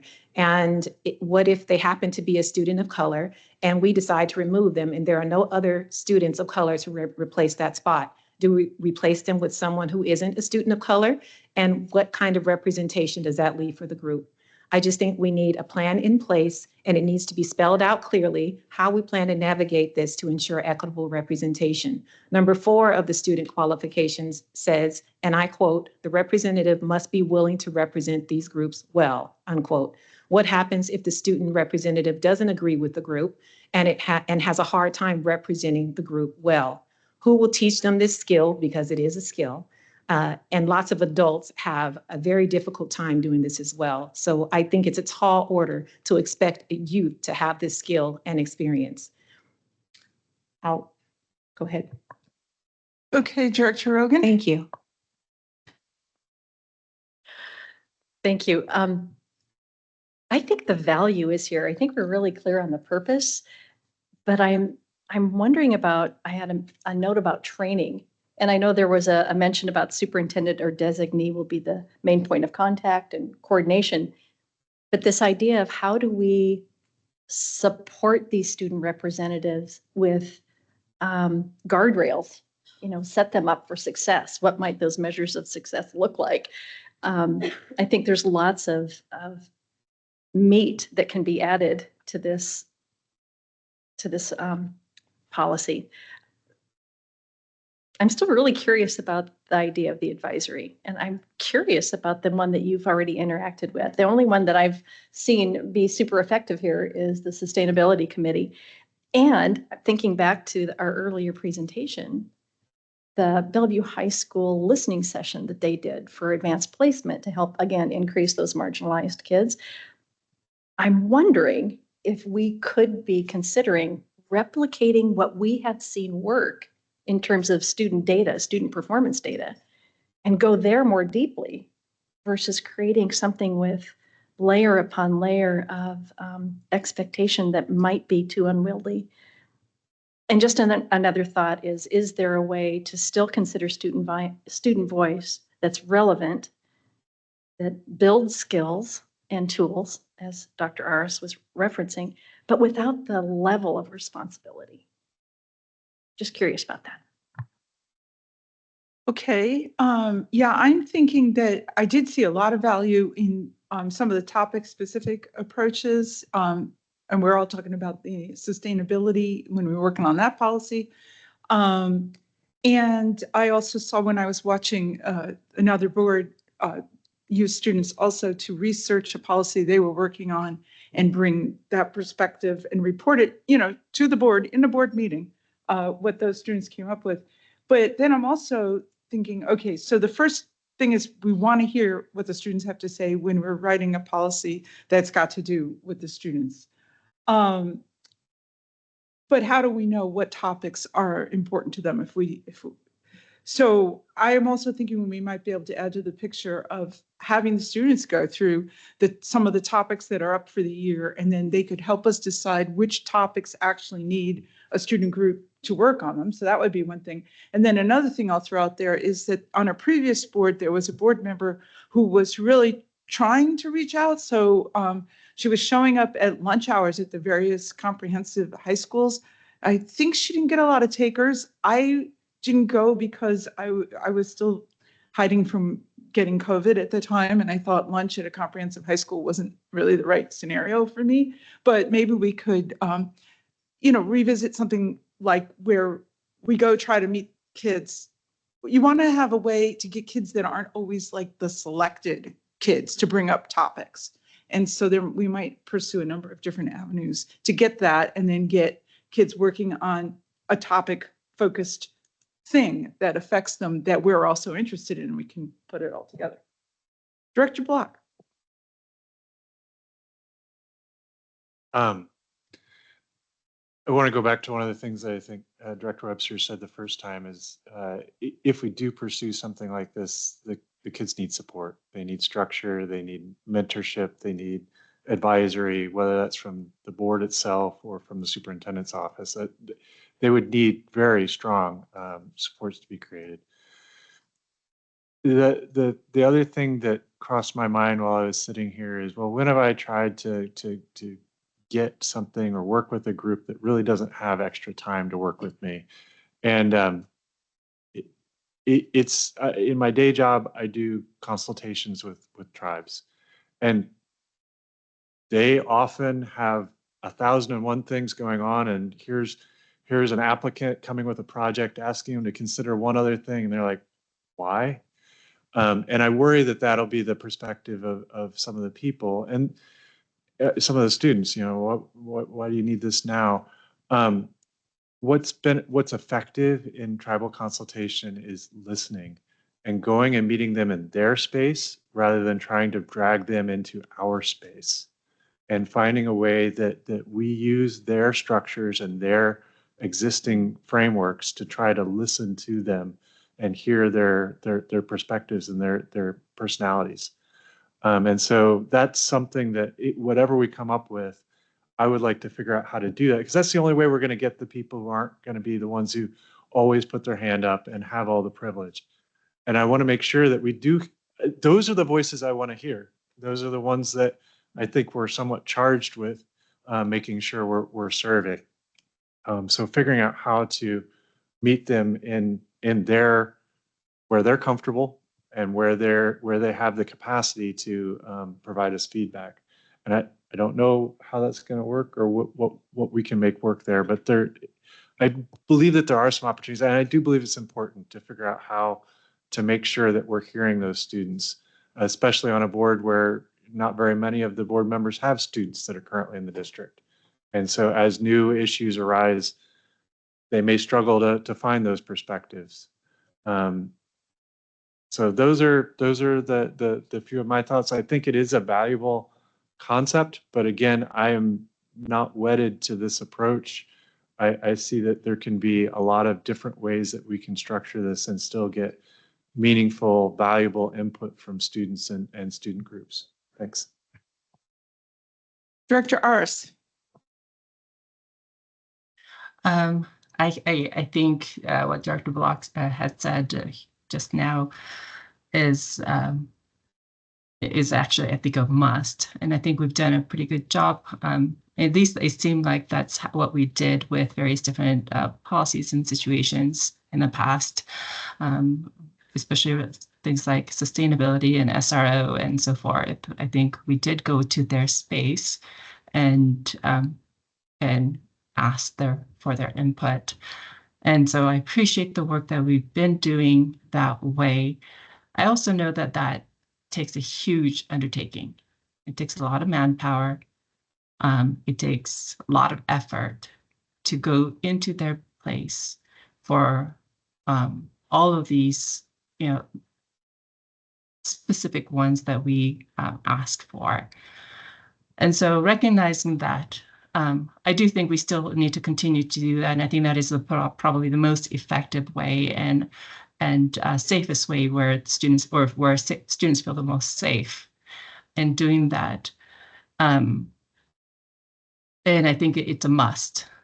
At the same time, I guess the question I have for the rest of the board here is, how do we make sure that we get our student input and not on the big things, that the ones that students are familiar with but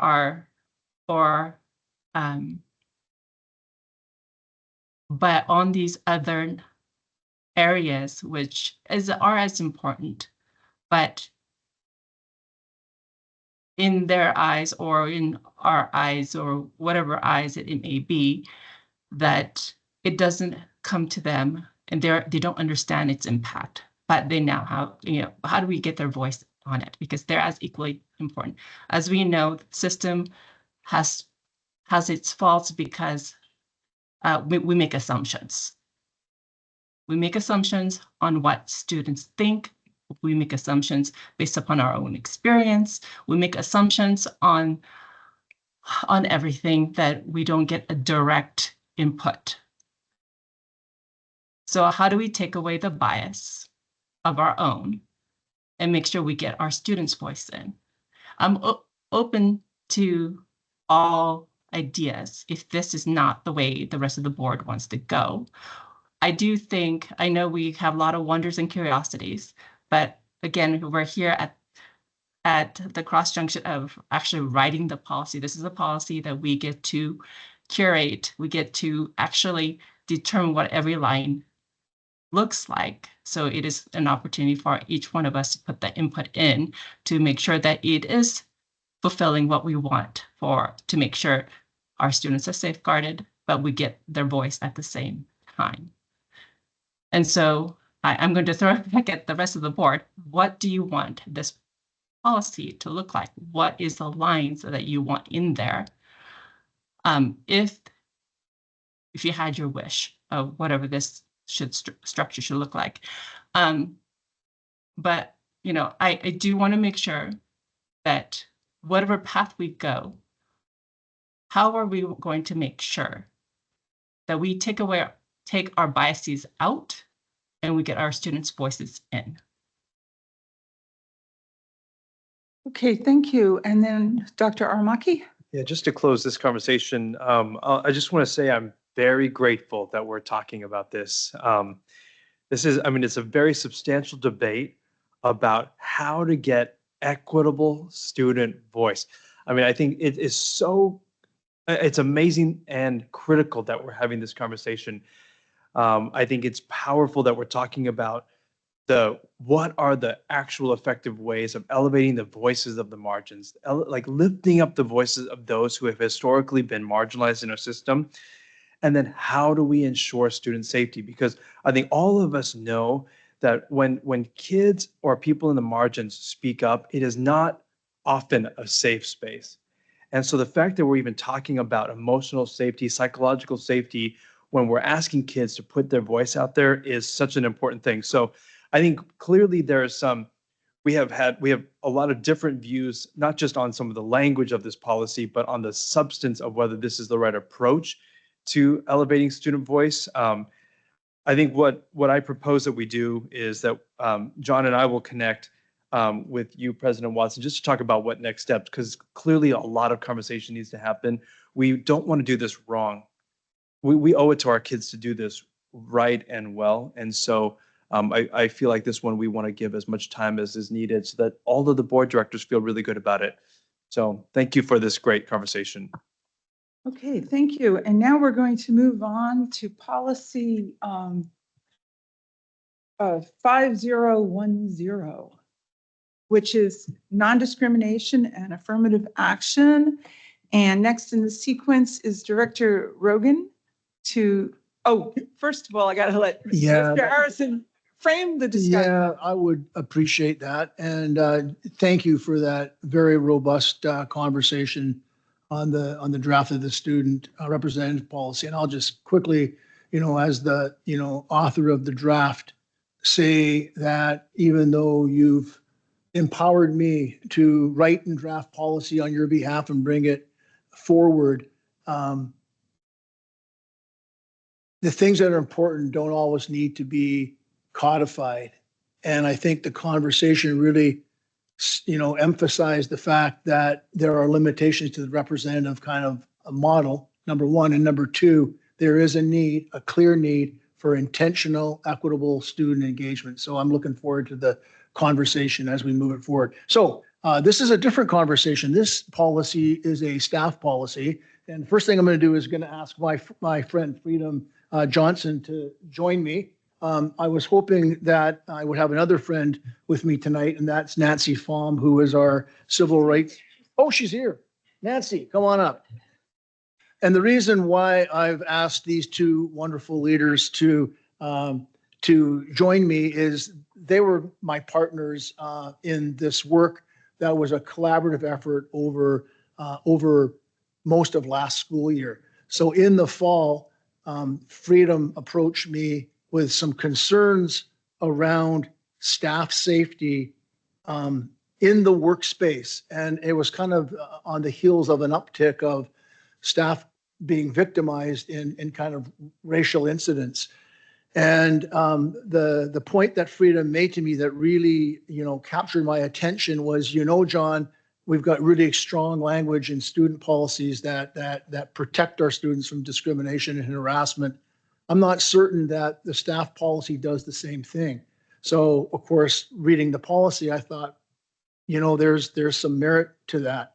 So I asked Freedom if she would, get me a group of people to help provide input from the field, experiences. So Freedom assembled a robust team of staff of color, some of whom are here tonight. And Freedom, if you would just introduce the folks that are here tonight. And I want to do that because it's important, I think, to recognize the work that they did and their lived experiences, I hope, show up in the work that we did collaboratively. So Freedom, if you could do that, that would be great. So yeah, joining us tonight, we have Marnie Kazarian Olson, Eve Chan, Dr. Mary Colon, and then we have a couple of people who couldn't be here tonight, Irva Nasser, Ken Wong, and Judy Hunsberger, who are also on the committee.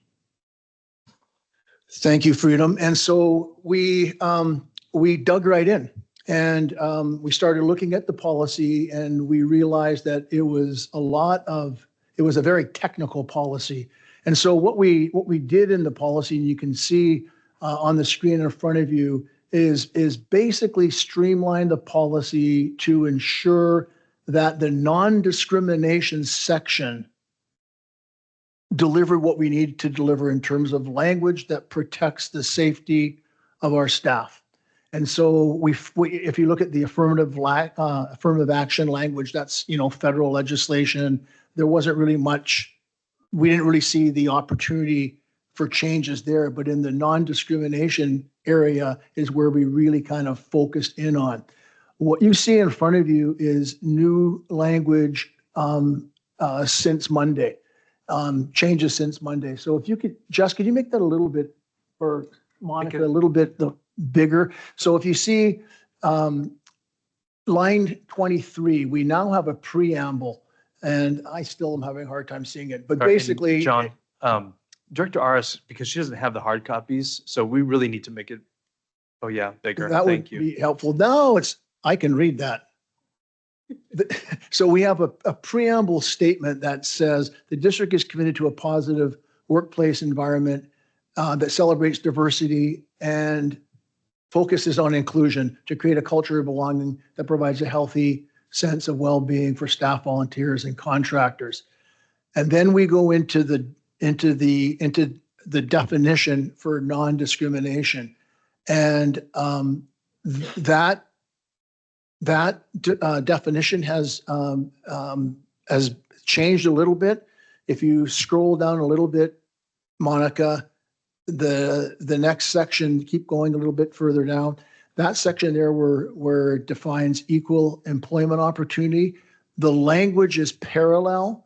One basically in the equal employment opportunity basically says that in the hiring and staffing process, there will be no discrimination. In the non-discrimination definition, it basically says that the environment, the work environment shall be free from discrimination. If you could scroll up again, please.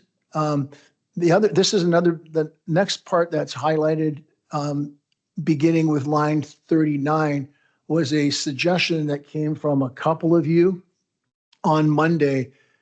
And that was to be really clear that this policy relates to staff and to make a distinction between the policies that are specific to students. So there's a new sentence there that says there's separate policies that prohibit discrimination and harassment of students. These include policy 3210, non-discrimination, parallel policy for students, 3211, gender inclusive schools, 3205, prohibition of sexual harassment, and 3207, prohibition of harassment, intimidation, and bullying.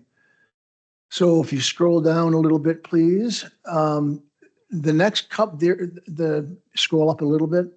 There we go. So that equal employment opportunity, one that I mentioned before, is kind of unchanged from the original language, but discriminatory harassment, the definition for it was in the student policies, but not in the staff policy. So now you see a definition for discriminatory harassment, and the same thing with malicious harassment. Two very specific, wonderful language in student policies that were absent in staff policy. So that is basically the work that we did on the policy. The real work that I shouldn't say the real work, but I think the more significant work was the work that we did on the procedure. And in the memo, I provided a link to the procedure. And I just want to, for the record, indicate the work that we did in the procedure.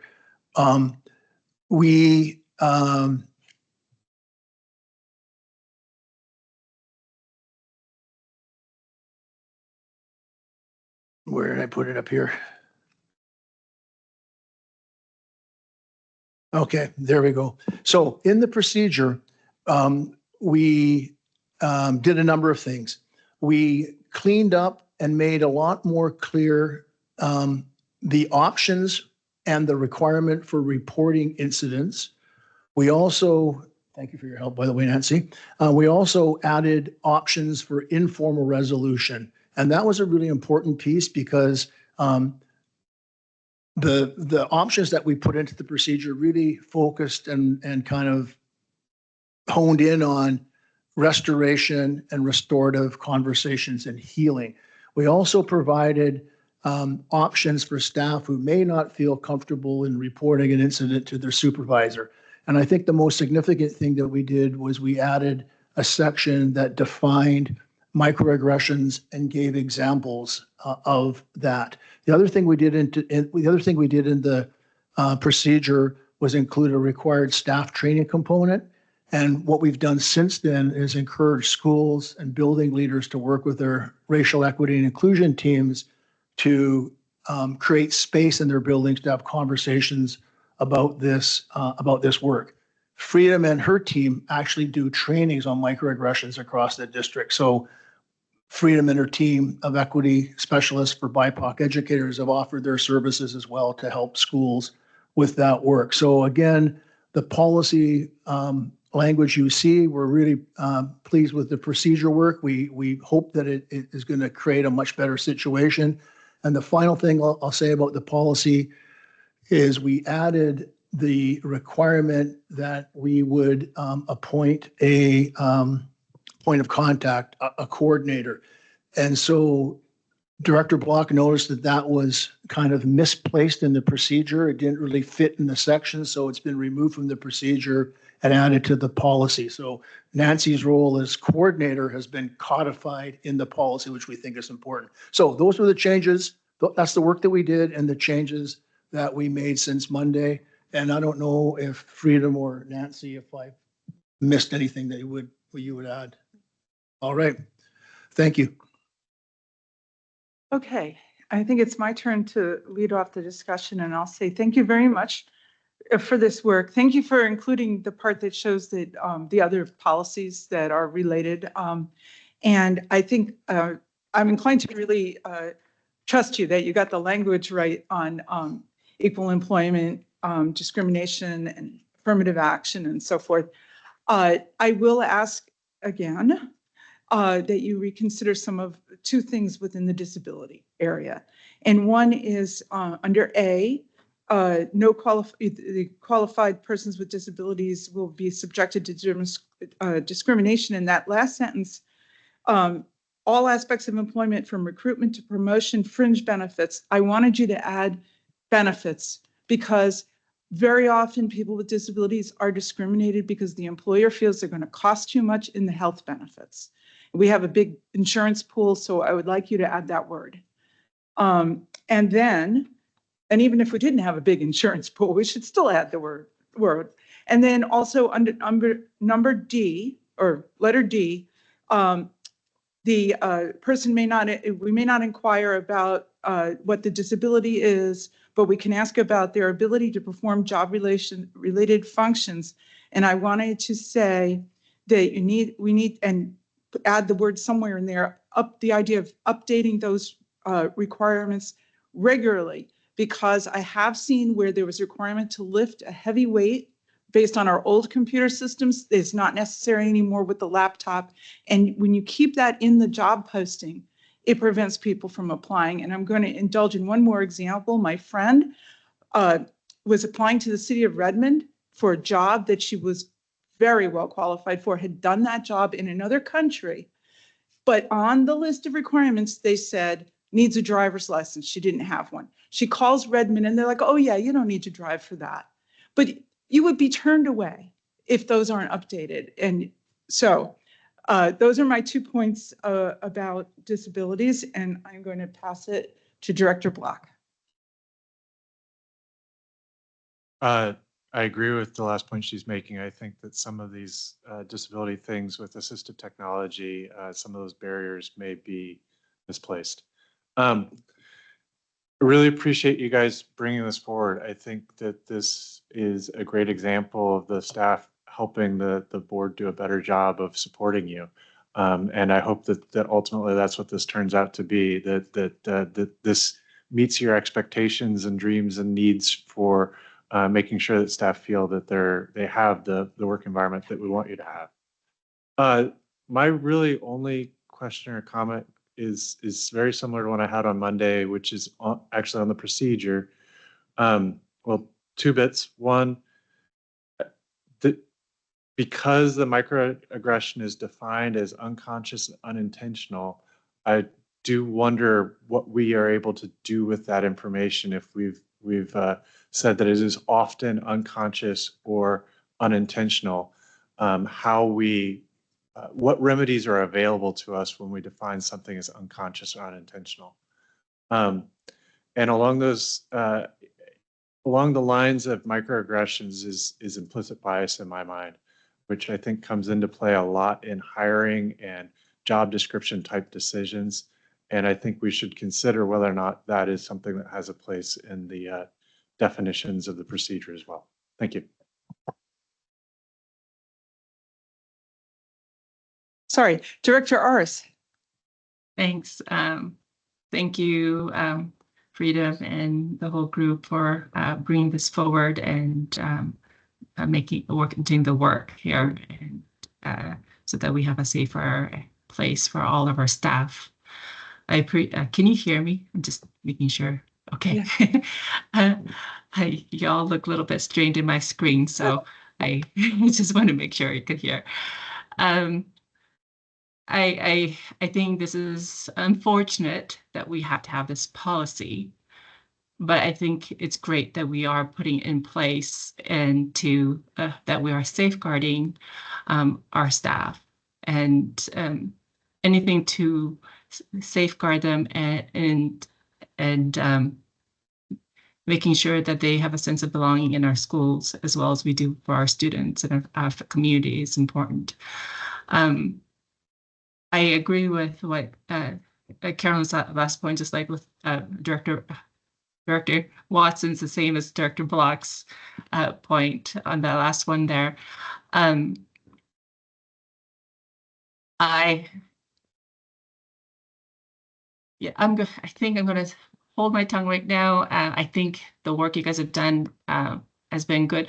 I do wonder, one thing is how often will we be reviewing this policy? And I think this has been brought up in previous years of as we discussed about how often do we revisit policies and how could we make sure that it keeps updated, because this component that Director Block brought up, which is the biases and or the that we hold the intrinsic or unconscious as well as the microaggression.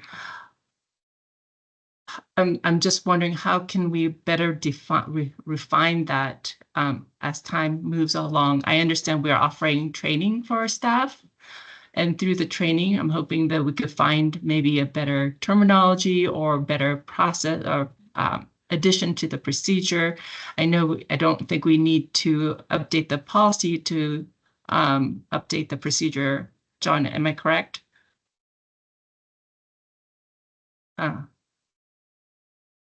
Correct, sorry. Okay, so I just want to make sure that as we do a better job and as we better train our staff, and that we're also give ourselves an opportunity, a little bit of wiggle room to, if we have to improve it if we can. I think that's my biggest kind of a wonder at this point and question. Thank you. Thanks. Okay, thank you. Because we're running out of time, did I miss somebody? Oh, dear. All right, everybody, quick. I'll be really quick. First, I want to thank you so much, Freedom and Nancy, and all the engagement specialists for bringing this to the attention of the board and the district, and as well as all of your time, all the time that you took collaborating to ensure that the necessary adjustments are made to the procedure as well. And as you know, we're committed to retaining our wonderful staff, and we know that adjustments are necessary to make that happen. So thank you so much. Also, thank you, John, for adding the hyperlinks for the non-discrimination piece that separates the kids from the personnel. I think it's important for our community to recognize that this is a personnel definition of non-discrimination, and that looks very different for our students. So I think the hyperlinks will help with that. And I just have two quick questions. One, I'm just wondering, do we know if other staff, like all of our staff, feels that the changes adequately capture the gaps that were identified and the adjustments that were made to the procedure? I just know that it takes a lot of time to make all these changes and adjustments, and I just want to make sure that we got it right. And then the last one, I'm not sure, but I see that the compliance officer is no longer. Yeah, I just noticed that should not have been struck. That should have been an ad. Okay, Yeah, okay. I- So yeah. I just So that language is there, Yeah. pretend that line's not through it. got it. Thank you so much. That's Sorry all. about that. Thank you. That clarified Director my Rogan, question. sorry. Thank you.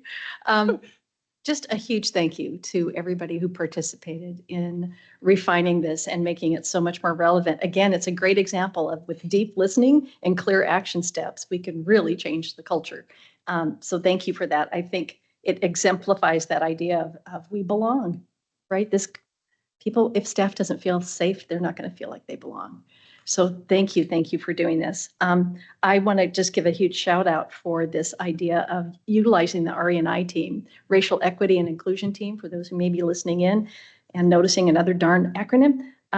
Racial Equity and Inclusion, having that body of people at each school own this as they need to, just feels so powerful. Keep it as local as we can and as personal as we can, keeping it real. So thank you.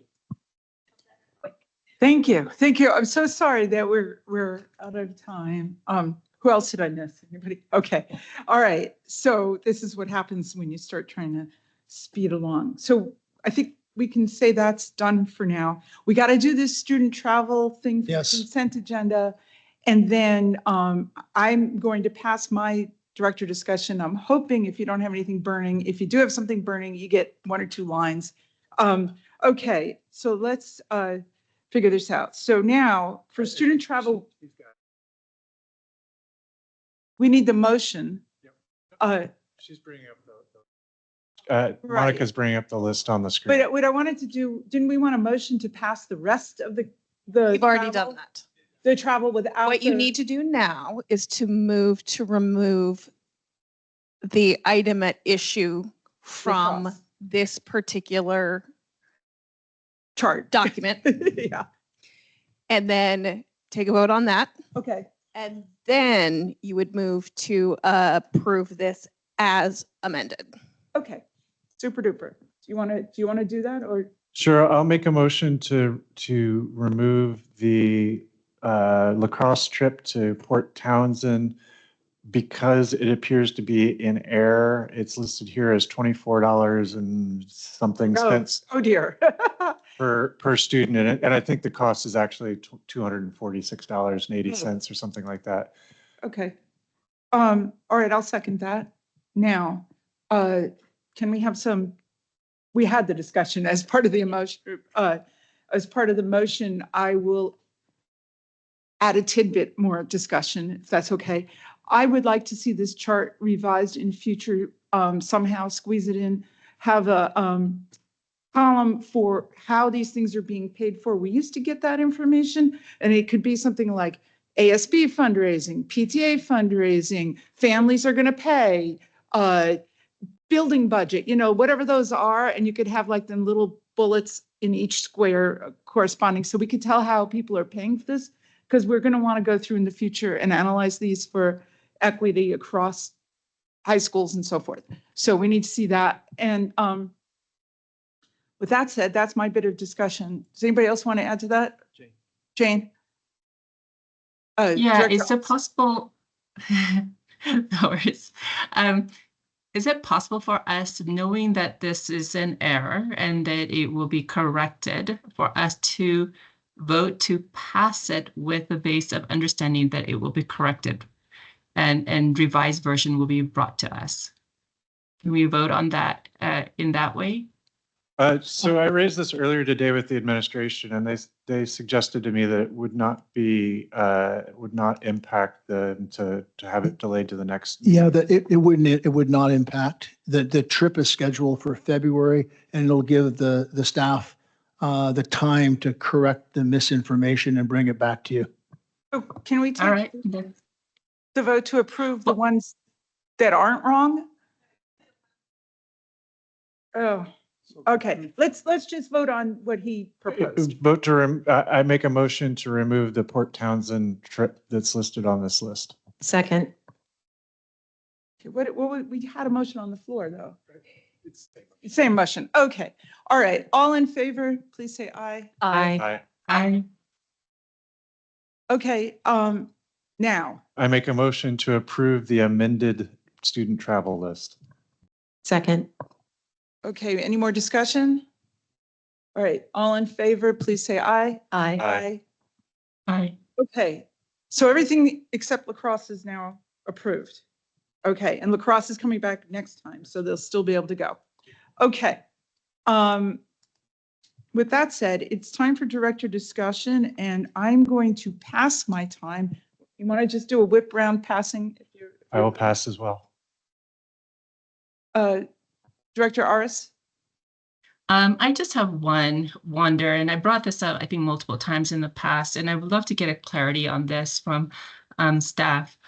As we revise or bring new policy to our district, I always wonder, how are we rolling it out? How is it mandated that it's being looked at and being lived up to? And how are we assessing that? Because I'm just go back to the clear one, which is the attendance policy. It is still seems to be a challenge at some schools, actually implementing the verbiage that we worked hard to craft, which is to help our student really strive to be their best, but at the same time, I'm hearing that they're being deemed because they the schools are following the old version, or they're not seeing the understanding the updated policy. So I'm curious to know, and I would love to get an answer on this, is how are we rolling all, as we pass all these policy, how is it being seen by the schools? How are we assessing to make sure that it is being seen and it's being implemented? I especially think about the one we're talking about right now, which is our staff, safeguarding our staff. How are we making sure that even with this creation of a policy that seems to be important, and I know there was a lot of good work that was put into it, how are we making sure that it is being implemented well? So I would really appreciate a clarity and a response to that one. Okay, we got to, Thanks. That's it. yeah.